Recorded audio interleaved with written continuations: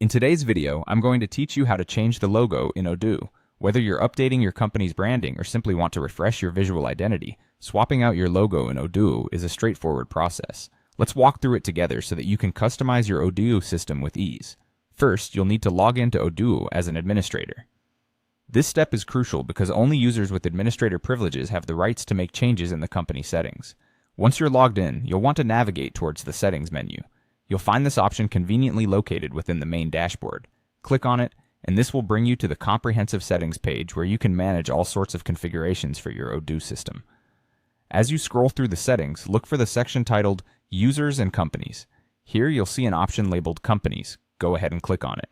This section is vital because it houses all the information and settings related to your business entities within Odoo.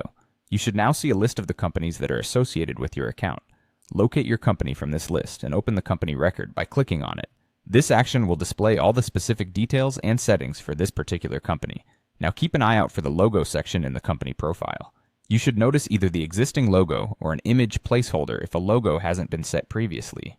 When you click on the current logo or placeholder, you'll be prompted to upload a new image. Navigate through your computer files and select the new logo image that you'd like to use. It's usually best practice to ensure your logo file is of the right dimensions and file type, typically in formats like PNG or JPEG, and has a suitable resolution to maintain clarity. Once you have selected your new logo, Odoo will automatically upload and display it in place of the previous one. Take a moment to verify that the correct image has been uploaded and that it appears just as you intended. If everything looks good, your final step is simply to click Save. This action will save all the changes you've made to your company's profile, including the updated logo. And there you have it, a fresh new logo that represents your company within Odoo.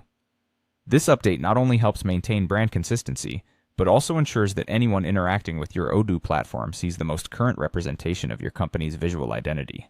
Thank you for watching, and feel free to check out our other tutorials for more tips on managing and optimizing your Odoo.